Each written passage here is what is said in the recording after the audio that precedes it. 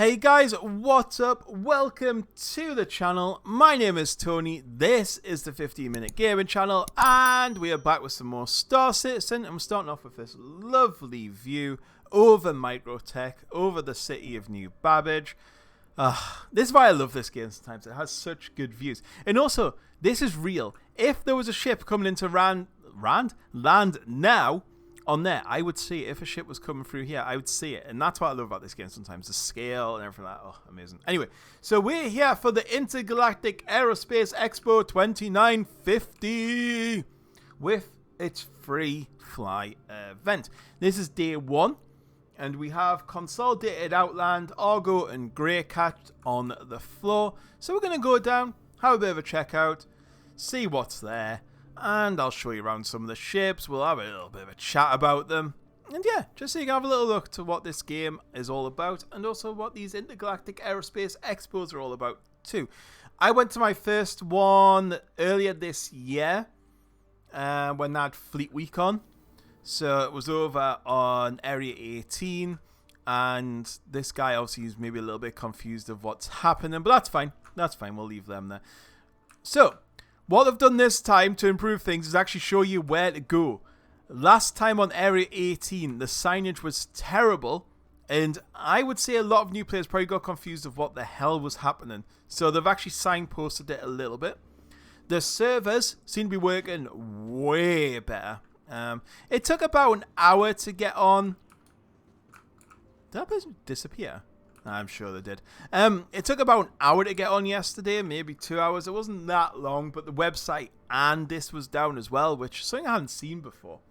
Usually, up there tells you how long the tram's going to take. Today, we're just winging it, so we're just going to stand over here and chill out. But yeah, they've signposted it a lot better, which is good. I like the way they've done that.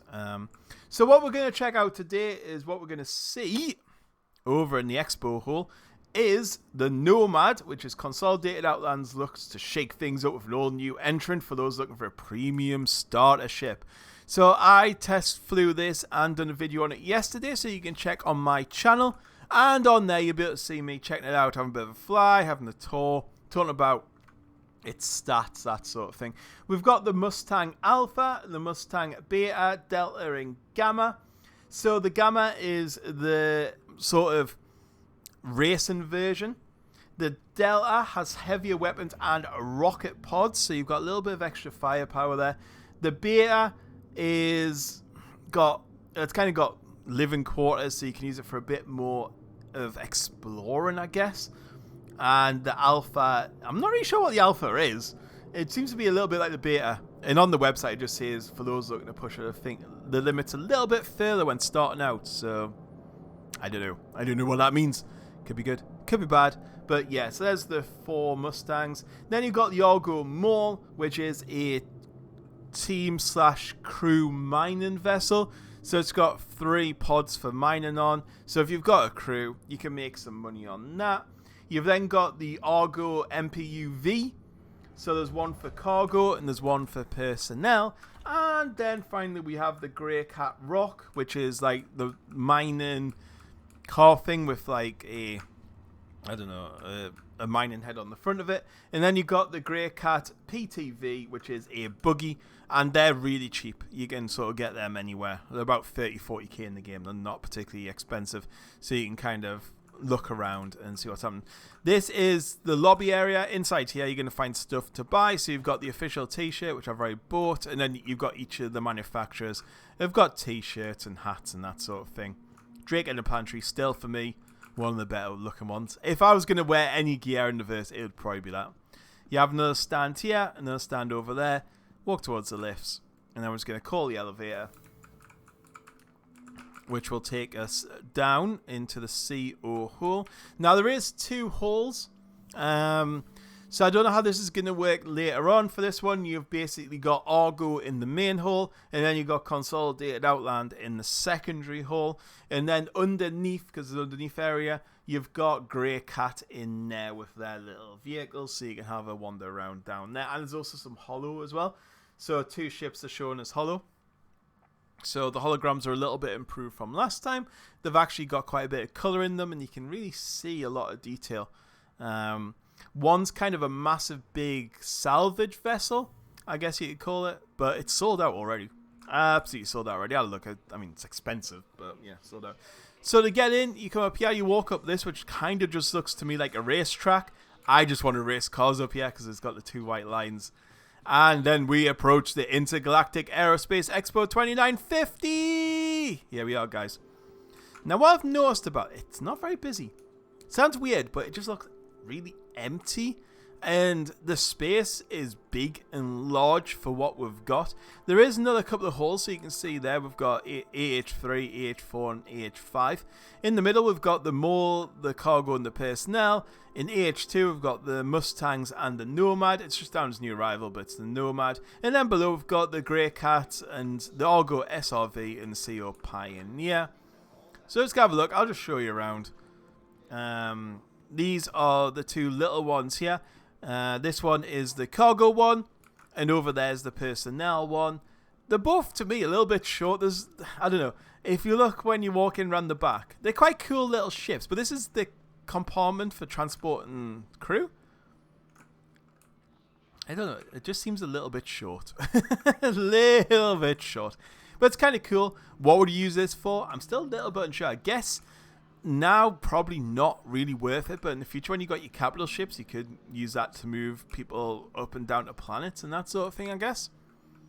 I will struggle to find out what you would use them for at the moment. I don't think they have much use. So let's go to Apex Hall 2 of 3. Actually, no, let's go and look at the Argo Mall before we move on. So this is the Argo Mall. This is a huge ship, and that's what I love about Star Citizen sometimes, is the scale. You can really see all the moving parts. So in this one, you've got 1, 2, and 3. These are all going to come out and you're going to mine with them, so they'll all come to the same level. So you can see the mining layers are just up here. And then you can mine and make lots of money. You can carry volatile cargo as well in these. Well, these can carry normal cargo as well. So yeah, you can make quite a bit of money. But mining is something in this game you don't really get enough. Like Elite Dangerous, I know if I spend 2 or 3 hours mining, I'm in a very good position. In this game, 2 or 3 hours mining probably wouldn't even get you quarter of the way to a decent ship. Not even probably a 10th. And that's always my little bit of a problem with Star Citizen's mining. It's just not profitable enough. Not profitable enough at all. But I think you'll agree. It looks kind of cool. It's got that very industrial look. And they do have them design conventions. So you can see even the little thing over here, which is made by the same company. You kind of get them similar lines, the colors, and that design philosophy of Argo really hits off on all of them, I think, personally. And that's what I love about Star Citizen. Sometimes it slows the whole process down. But yeah, I like the way they kind of spend that time and get that lore, that information, that design philosophies correct. So yeah, we're just going to wander on over here. This is how you get to the next hall. Lovely little like diorama thing, and then nice little like it'd be nice. Oh, it'd be nice if there was some fountains in here, wouldn't there? Just yeah, that would look cool. Oh, if it was snowing, that would look pretty awesome. Right, anyway. That's me. Like, wouldn't it be good? Okay. Yeah. So you have these little maps dotted around. So we're going to go and have a look at the Mustangs now. I'm going to be a little bit careful. This is my second time filming this. Sorry about that. I've got something in my throat. I fell through the stairs before. So I'm going to be a little bit careful this time. Because I ended up just flying through space. So these are the Mustangs. These are your starter ships, so, you know, if you want to pick the game up with one of these, you'd probably be looking at around about £45, what, $55, $60, and you would get this ship to fly around in, and also you'd get the game as well. You can get it with Squadron 42, you can see there, they've got slightly different, because that's got no weapons on the front. That one you can see there, it's got slightly different weapons. See there? Big, big weapons. And then you got a little bit of thing there. So the Mustang Beta, with its unprecedented range, is made for long duration flights. The factory standard jump engine enables the Beta to travel to the galaxy's furthest systems with ease. With the ship's unique COM-40 living quarters, it's going to be comfortable. So yeah, that's the Alpha and Beta. In the middle, we have the ship I was checking out yesterday. So there is 2 states for this. There's open and close. When it's open, it's like this. When it closed, basically it just moves the whole thing up, so it kind of lines up with this window up here. I think it would look better, personally, if this ramp would kind of like fold up to like here, maybe meet this spoiler up here and create kind of like an enclosed area. But it doesn't. This is all open. This is where you put your cargo. And knowing Star Citizen's physics as well, I would be a little bit uncomfortable about storing stuff in here. For me, I reckon that would probably fall out. But, you know, I'll be interested to see. I still want one as my kind of running around ship because it's a bit bigger. It's got some cool firepower. I mean, it's got 8 missiles, 3 guns. It's going to be able to handle itself in certain situations. And without the back end, it does look kind of cool. I mean, from the front, I think it looks really nice. Side, again, quite nice. It's just the back I don't like. Also, it has this unique landing gear where it hovers rather than have landing gear. So, yeah, I kind of just don't like it from the back. I don't know. I don't know. I've been thinking about this pretty much since I made the video yesterday. And I'm just in two minds. I can't decide if I like it or not. I think I do. But it's that back end. I just think it's designed a little bit weird. And then across here, we have the Mustang Alpha. So the Alpha is sleek, stylish spacecraft that uses ultralight to push power ratios to limit, a bit sometimes unsafely, and now with the optional cargo carrier, you can carry some cargo. So you can see there, they've opened up the cargo. So you'll be able to get, what, maybe 8 cargo in there, maybe. And then moving on to this one, which is the, what's this going to be? Yeah, the Delta. So the Delta is the toe-to-toe. It's basically got extra weapons on. So it's got the big guns. And on the side, you can see it's got missile pods and more weapons as well. So it's a bit more of a fighter ship. The Mustangs, I've never flown one. Never, ever flown one.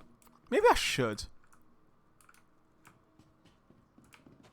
I think I might. I might rent one and take it out. That could be fun. So, yeah, we're going to leave this hole now. I'm running out of stamina because you can tell the character's like, ugh, I'm dying. You made me run around everywhere.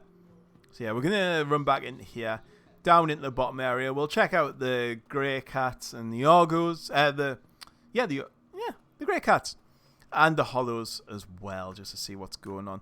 I mean, this hole looks huge at the moment. I think when it's filled with, like, Origin or Drake, especially with the Caterpillar, it's not going to look so empty. But I think with these guys, it looks a little bit empty.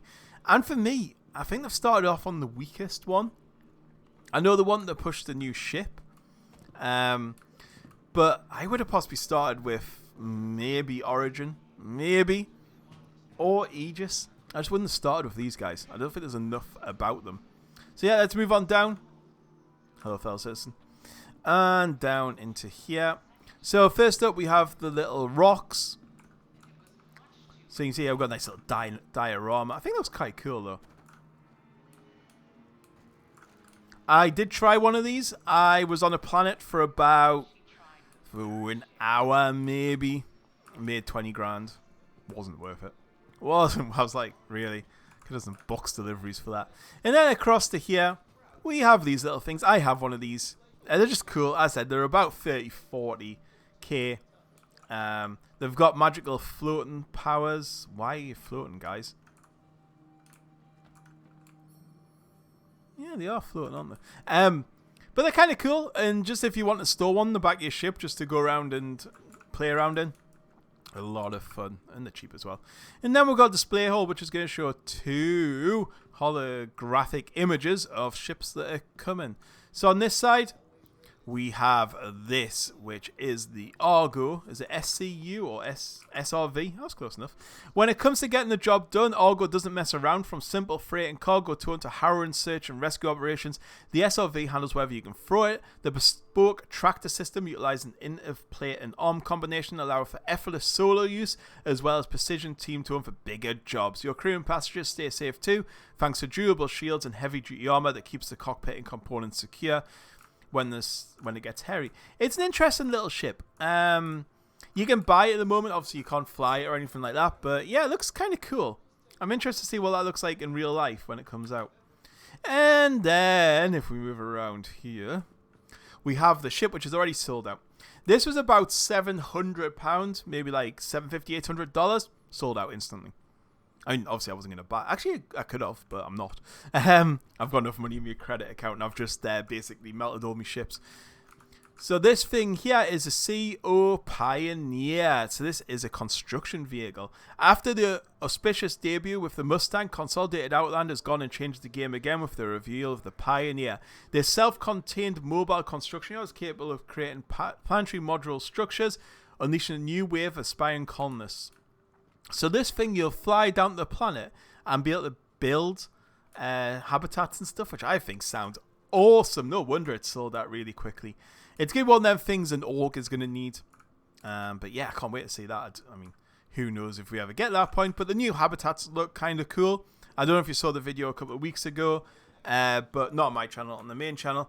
And on there, you know, they kind of had this like Star Wars vibe going on. And like proper unique styles the way they went. And I'm looking forward to that. I think that'd be kind of cool. So you'll just lay down what habitats. I think people can make a lot of money with that. Because I guess people will charge you for the privilege of building habitat. And that is day 1/2, because it goes on for 2 days. So this goes on till today. It was on yesterday and today. And then today, so after, 5 o'clock our time for UTC, it swaps to Aegis Dynamics. So I will be back to check that one out. Yay! Hope you all enjoyed the video, and I'll catch you next time. Goodbye.